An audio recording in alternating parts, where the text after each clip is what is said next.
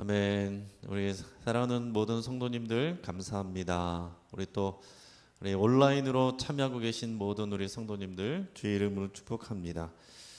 지금 온라인으로 참여하고 계신 분이 60명으로 나옵니다. 기도하기 전에 63분인가 그랬는데 세 분 어디 가셨나 모르겠네. 60분, 저 포함해서 60분.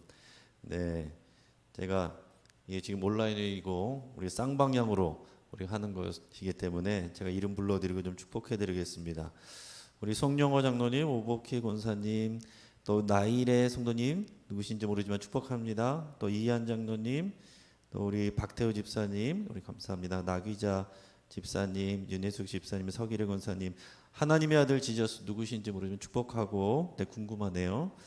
네, 유경아 권사님, 또 최달주 집사님, 최현자 권사님, 임미화 집사님, 백경미 집사님, 이인순 집사님, 이상봉 권사님, 양승무 집사님, 박형희 집사님, 이은자 집사님, 이정로 권사님, 박효순 장로님, 네, 손규영 성도님 누구신지 모르지만 축복합니다.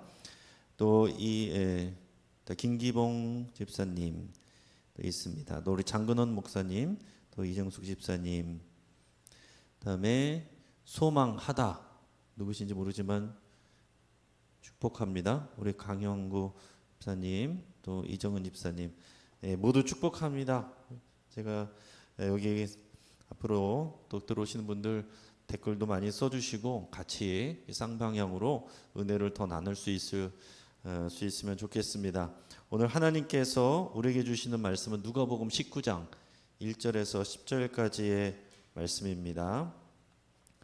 누가복음 19장 1절에서 10절 제가 읽겠습니다. 예수께서 여리고로 들어가 지나가시더라. 삭개오라 이름하는 자가 있으니 세리장이요 또한 부자라.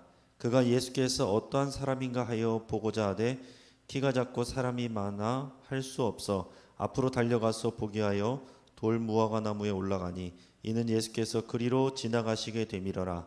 예수께서 그곳에 이르사 쳐다보시고 이르시되 삭개오야 속히 내려오라. 내가 오늘 네 집에 유하야겠다 하시니 급히 내려와 즐거워하여 영접하거늘 무사람이 보고 수군거려 이르되 저가 주인의 집에 유하러 들어갔도다 하더라.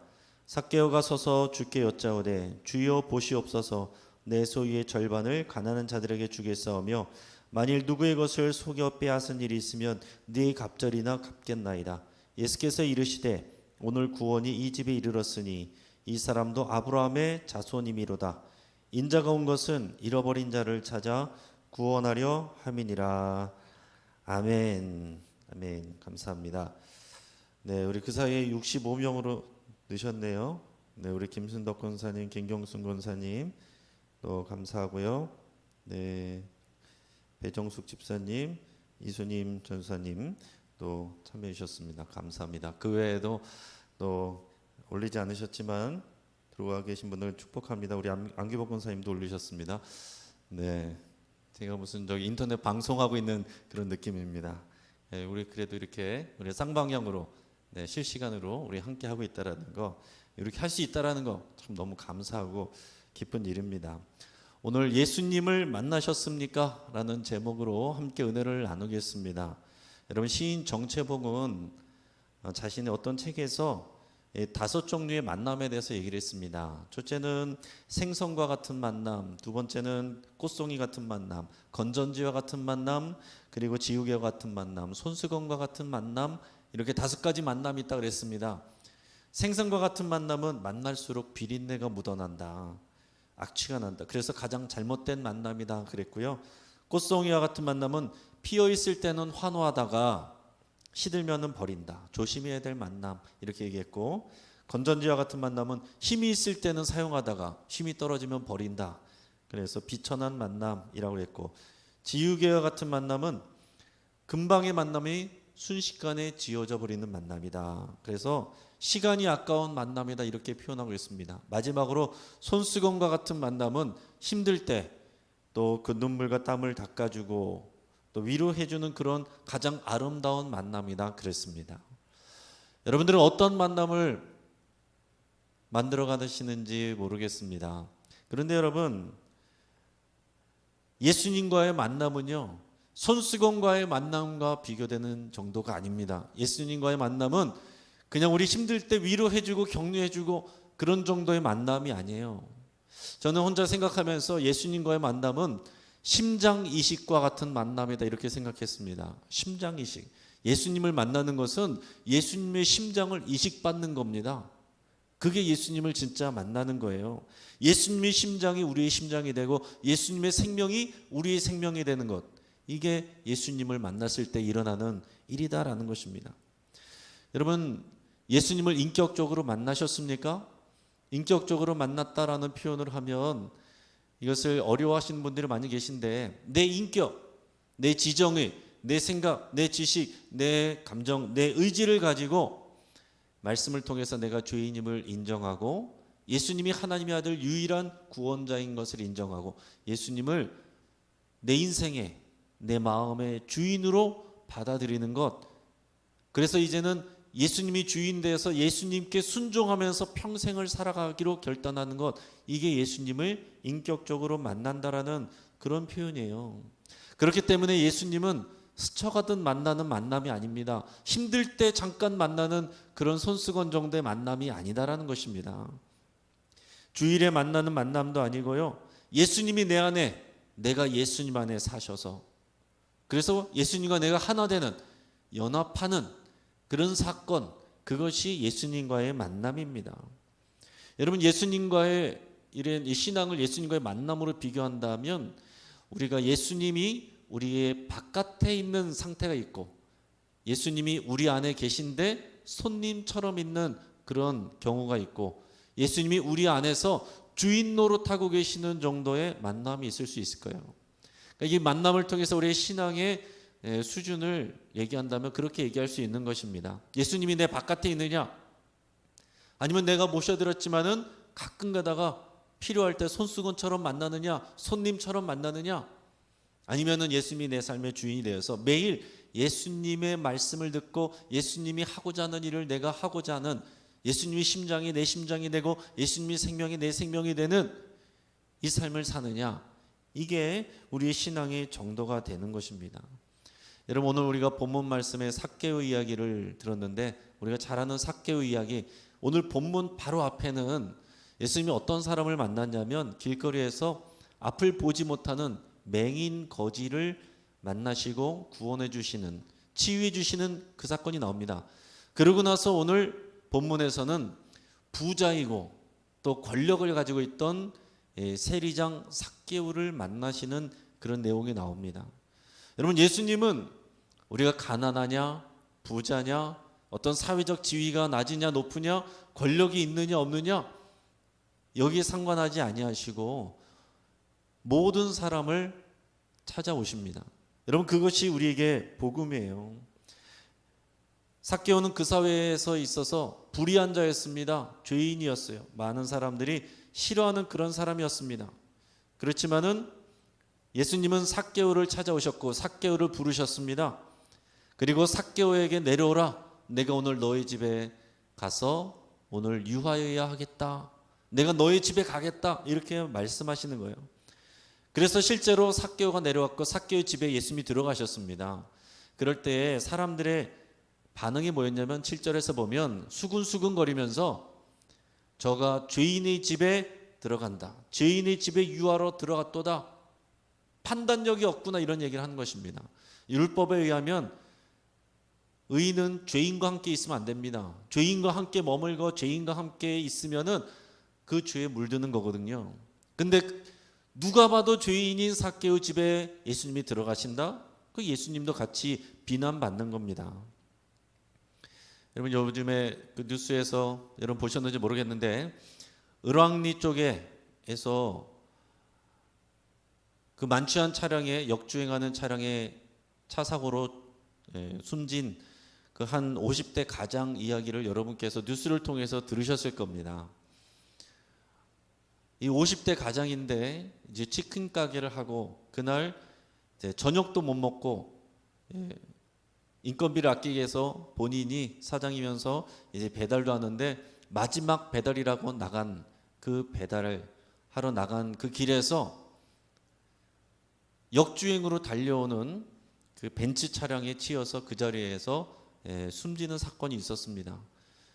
근데 그 왜 역주행했는지 그 범인을 조사해 보니까 30대 초반에 그런 젊은 주부였고 여성분이었고, 그리고 벤츠 차량을 몰고서 만취 상태로 역주행해서 사고를 일으켰습니다. 이 사고가 나고 나서 이 돌아가신 사장님의 딸이 청와대 거기에 게시판에 국민청원에 글을 올렸습니다. 그래서 자기 아버지는 평생 동안 한 번도 성실하게 사시지 않은 적이 없는 분이었는데, 그분이 저녁도 안 드시고 손수 마지막 또 배달이라고 나가셨다가 돌아가셨고, 그 일로 인해서 우리 가정은 갑작스럽게 파탄이 났다, 그런 얘기를 했고요. 본인이 원하는 것은 살인자가 법을 이용해서 미꾸라지처럼 빠져나가지 않도록 도와달라라는 그런 청원글을 올렸고, 많은 사람들이 여기에 찬성을 지금 하고 있습니다. 이게 뭐냐면은 많은 사람들이 공분하고 있다라는 거죠. 50대의 가난한 가장, 열심히 살고 정말 인건비를 조금이라도 아끼고 저녁도 안 먹어가면서 그렇게 열심히 사는 50대 가장이 30대 젊은 여성이 운전하는 고급 차량, 만취해서 고급 차량, 벤츠 차량 운전하고 오는, 그러다가 사고 낸 사람에게 어이없이 사고를 당했는데 그로 인해서 한 가정은 완전히 풍지박산이 나는 상황이 되는데, 돈 있는 사람은 돈을 쓰든지 힘 있는 사람을 도움을 받든지 하면은 얼마든지 빠져나갈 수 있는 여러 가지 정황들이 있다라는 거죠. 이 사회가 죄에 대한 정당한 처벌이 잘 이루어지지 않는다, 힘 있고 돈 있는 사람들은 이루어지지 않는다라는 그런 기본적인 생각과 경험들이 있기 때문에 이런 청원이 올라온다 생각합니다. 이 사람들은 공분하는 것입니다. 그런데 이런 공분, 사람들이 공통적으로 느끼는 이런 분노가 이 삭개오에게는 더 크게 있었다라는 것이에요. 그런데 예수님은 이 사회에서 우리 법적으로 볼 때는 그런 사람을 처벌해야 된다는 그런 마음이 있고 더 벌을 해야 된다는 생각이 있을 때에 예수님은 그 사람들을 벌하고 삭개오를 벌하고 그에게 죄를 묻는 것이 아니라 그의 집에 들어가서 유하겠다라고 얘기했을 때 사람들은 예수님에게도 동시에 공분을 느꼈다라는 거죠.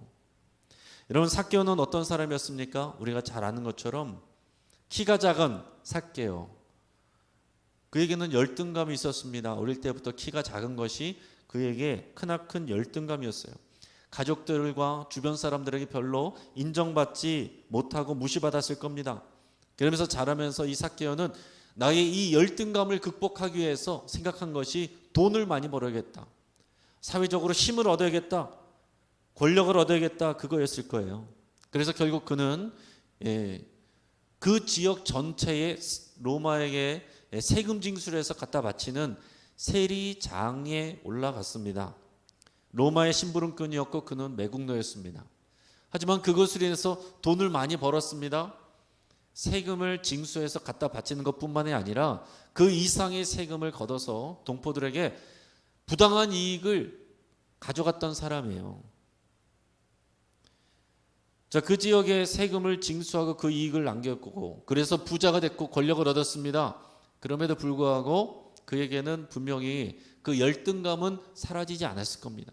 돈을 벌었고 권력을 벌었는데도 불구하고 자신의 없어지지 않는 열등감, 그거 사라지지 않고 여전히 사람들에게 인정받는 것이 아니라 오히려 또 사람들이 자신에게 공분을 하고 미워하는 그런 가운데 있었다라는 것입니다.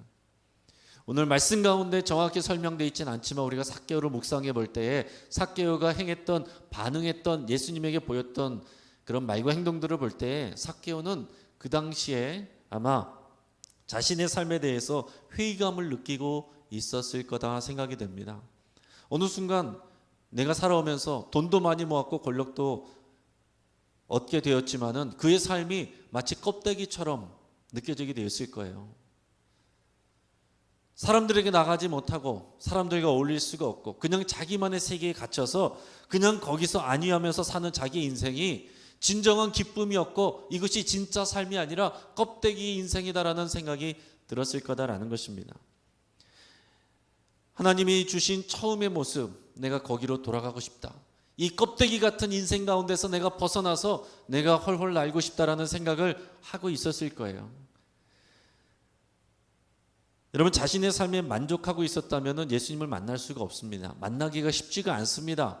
왜냐하면 자기 삶 안에 갇혀서 만족하고 있으면은 그 바깥에서 그 껍질을 깨고 나오라고 말씀하시는 주님을 만나기가 어려운 거예요.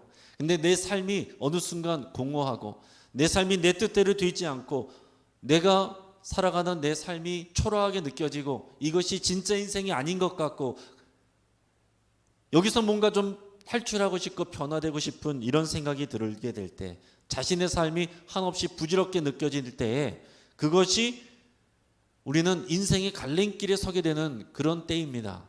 그때에 예수님을 만나게 되면은 진리로 생명으로 나가게 되는 기회가 되는 것이고요. 예수님을 만나지 않고 자기가 스스로 다른 길을 찾게 된다고 한다면은 우울증으로 가서 결국에는 자살로 가는 사람, 비극적인 삶으로 가든지 아니면 세상의 것에 더 욕심을 내고 더 그것을 추구하며 살든지 그렇게 갈림길에 서게 된다라는 것입니다. 그 갈림길에 서 있는 삭개오를 예수님이 찾아오셨다라는 거예요. 여러분, 이것이 은혜입니다. 예수님이 찾아오신 거예요. 삭개오가 예수님을 찾아낸 줄 알았는데 그것이 아니라 예수님이 삭개오를 찾아오신 것입니다. 여러분, 우리에게 은혜는 우리가 하나님을 찾아낸 것이 아니라 하나님이 우리를 찾아오셨다라는 그 사실입니다. 그래서 예수님도 우리에게 기도를 가르쳐 주실 때 아버지의 나라가 오게 하옵시며 이렇게 기도하라고 가르쳐 주셨어요. 하나님의 나라는 우리가 애쓰고 수고하고 노력하고 의롭게 살아서 자격을 얻어서 가는 그런 나라가 아니라 하나님의 나라가 우리를 찾아서 온다라는 것입니다. 하나님이 우리를 찾아서 온다라는 거예요. 예수님이 우리를 찾아서 오신 것입니다. 이미 2000년 전에 오셨어요. 예수님이 우리를 찾아오셨다는 것, 이것이 우리에게 은혜인 것입니다. 여러분, 그러면 우리가 어떻게 되느냐? 이런 갈림길에 섰을 때에 예수님은 우리를 찾아오셨는데 우리에게 필요한 것은 뭐냐면 작은 용기를 내는 것입니다. 용기를 내야 돼요. 자기 자신의 모습을 인정하고 받아들일 작은 용기가 필요해요. 그것이 굉장히 자신에게는 어려울 수 있지만은 작은 용기를 내면 그 다음에 감당할 수 없는, 내가 수고해서 얻을 수 없는 그런 놀라운 은혜를 받게 되는 그런 사건이 일어난다는 것입니다. 여러분, 삭개오가 뽕나무 위로 올라간다? 그것은 굉장한 용기였어요. 자기 자신에게서는 그 이전에는 상상할 수 없는 일입니다. 왜요? 자신에게는 평생 동안 있는 키가 작다라는, 그래서 사람들에게 무시받는 열등감이 있거든요. 뽕나무에 올라간다는 건 무슨 얘기입니까? 내가 키가 작다는 것을 사람들에게 드러내는 거예요. 사람들이 다 알고 있습니다. 뽕나무 위에 올라가면 어떻게 됩니까? 사람들이 수근거리고 놀리겠죠. 키 작은 삭개오, 뽕나무 위에 올라간 거 봐라. 키가 작으니까 앞이 보이지가 않아서 뽕나무 위에 올라갔다, 다 수근거렸죠. 하지만은 그것을 더 나은 세계를, 세상을 향한 그런 바람을 가지고 용기를 냈다라는 것입니다. 그래서 뽕나무 위로 올라간 것, 나 키 작다, 그 인정하고 받아들이면서 올라간 것입니다. 그게 굉장한 큰 변화가 있었어요. 여러분, 우리 삶에 변화가 일어나고 예수님을 깊이 만나려면 우리에게 일단 작은 용기가 필요합니다. 이 용기라는 것은 나의 열등감, 나의 못난 모습, 나의 부족한 모습, 나의 죄된 모습 그대로 인정하고 그냥 받아들이는 것, 이것이 필요한 거예요. 그게 용기입니다. 그게 진짜 용기예요. 내 자신의 부족한 모습을 인정하는 것, 이게 진짜 용기고, 그 용기가 예수님을 만나게 되는 아주 중요한 계기가 됩니다. 놀라운 것은 뭐냐면 말씀드린 것처럼 예수님이 찾아오셨다라는 거예요. 여러분, 우리가 여러 종교계에서 많은 사람들이 대단하다 생각한 사람은 어떤 사람들입니까? 구도자들, 도를 추구하고 그래서 많이 수련하는 사람들을 보면은 뭔가 우리와 다르고 대단하다, 우리가 존경하고 그들의 말을 경청하고 그런 분들이 책을 쓰면 베스트셀러가 되고 그런 사람들을 닮아가고자 합니다. 그렇게 하지 못하면서 은혜를 말하는 사람들 오히려 비난하고 그렇습니다. 그런데 여러분, 하나님 편에서 보면 다 거기서 거기에요. 도토리 키재기입니다. 그렇게 수련하고 노력해서 우리가 도를 깨닫는 것이 아니고 도를 만나는 것이 아니에요. 그 진리가, 그 도가 우리를 찾아오셨는데 그분을 만나는 것, 내 자신의 연약함을 인정하는 용기를 내서 그 예수님을 맞아들이는 것, 여러분 우리에게는 그것만 있으면 된다라는 것입니다. 근데 그 예수님이 어떻게 하셔요? 예수님이 삭개오를 만나시고서 내가 너의 집에 들어가서 유하여야겠다. 이게 예수님이 삭개오에게 하신 말씀이에요. 자, 그러니까 우리에게 필요한 것, 우리가 알아야 될 건 뭡니까? 예수님을 만난다는 것, 첫째는 뭐냐면은 예수님이 먼저 우리를 찾아오셨다는 것을 여러분 아시기 바랍니다. 두 번째는 그것은 우리가 자격이 있어서가 아니다라는 것. 예수님도 우리가 죄인이라는 것을 알면서도 우리의 집에 들어오시겠다고 말씀하시는 거예요. 자, 세 번째는 그래서 예수님은 스쳐 지나가는 만남이 아니라 우리 집에 들어와서 살기를 원하신다. 우리가 예수님을 만나는 것은 그것입니다. 여러분 일주일에 한 번 교회 와서 예수님 만나는 것, 그냥 설교 많이 들었다고 예수님 만나는 것이 아니라 예수님이 내 마음에 오셔서 손님이 아니라 주인으로 계시게 하는 것, 이게 예수님을 진짜 만나는 거예요. 예수님 내 바깥에 계시게 하는 것이 아니라 예수님 들어오셨는데 손님처럼 그냥 손님방에 놔두는 것이 아니라 예수님이 내 안방, 내 침실, 예수님이 우리 집 거실, 예수님이 우리 식탁과 주방, 예수님이 우리의 일하는 방, 그 모든 방방마다 그 열쇠를 가지고 우리 집에 주인 되게 하시는 것, 이것이 우리가 예수님을 진짜로 만나는 것이다. 삭개오가 그렇게 만났다는 것입니다. 예수님이 원하신 것은 삭개오야, 내려오너라. 내가 오늘 너희 집에 들어가서 유하여야겠다. 예수님은 이 말씀을 하신 거예요. 자, 예수님을 만난다라는 또 다른 의미는 방금 말씀드린 것처럼 그 예수님을 만날 때 우리는 우리의 연약함을 인정하는 것입니다. 우리의 죄된 것을 인정하는 거예요. 그것이 굉장히 중요한 것입니다. 삭개오의 집에 가서 예수님과 교제하고 나서 삭개오가 무슨 얘기했어요? 예수님이 그렇게 하라고도 안 했는데 스스로 내 재산의 절반을 팔아서 가난한 자들에게 주겠고, 그리고 다른 사람들에게 것을 사기쳐서 토색한 것이 있으면은 4배나 갚겠나이다, 그렇게 얘기를 했습니다. 여러분 그 당시에 랍비들이 일반적으로 얘기를 하는 건, 랍비들이 일반적으로 얘기를 할 때 다른 사람들의 구제를 위해서 당신들의 20%를 쓰시오, 이렇게 얘기했습니다. 절반이란 것은 훨씬 더한 거죠. 율법이기 때문에 하는 정도가 아닌 거예요. 그리고 성경에 보면은 양 4마리를 도둑질한 것이, 양 1마리를 도둑질한 것이 있으면 4마리를 갚아라, 그런 표현이 있습니다. 출애굽기에 보면은 그런 표현이 있는데, 내가 만약에 누구의 것을 사기치고 빼앗고 도둑질한 것이 있으면 4배나 갚겠습니다. 이 얘기는 무슨 얘기입니까? 자기가 자신이 남의 것을 빼앗고 도둑질하는 삶을 살아왔다는 것을 고백하는 거예요. 그것을 인정하는 것입니다. 그 전까지는 어땠어요? 내가 왜 그렇게 살았는지, 나는 나름대로 그럴 만한 이유가 있었고, 나는 최선을 다하면서 사는 삶이었고, 나는 하나도 부끄럽지 않다라고 주장하면서 살아왔던 그 인생이 예수님 만나면서 이렇게 변하게 된다라는 것입니다. 이게 예수님을 만날 때에 만난 사람들의 특징과 변화예요. 다시요. 첫째는 자신의 연약함을 인정합니다. 두 번째는 인생의 목적이 달라져요. 그 이전에는 나의 열등감을 가려줄 돈과 어떤 사회적 지위와 명예와 권력, 그것이 인생의 목적이었다면 이제는 예수님이 목적이 되는 것입니다. 물론 우리가 예수님을 만났고 예수님을 주인으로 모셨어도 충분히 다 그렇게 살지 못합니다. 괜찮습니다. 우리는 이미 예수님 대부분 여러분들 만나셨어요. 예수님이 우리 안에 마음의 주인이 되어 계세요. 그러나 우리가 이제 다시 깨닫고 회복해야 될 것은 뭐냐면은 예수님 만난 사람으로서 내 자신의 연약함에 대해서 여러분 내려놓으시고, 누가 지적질해도 그것에 대해서 발끈하지 마시고 그냥 인정하시면 돼요. 그리고 우리 삶의 목적이 다른 사람들 누리는 건 나도 누리겠다가 아니라 이제 예수님으로 바뀌었다는 것 여러분 인정하시고 받아들이시고 고백할 수 있기를 바랍니다.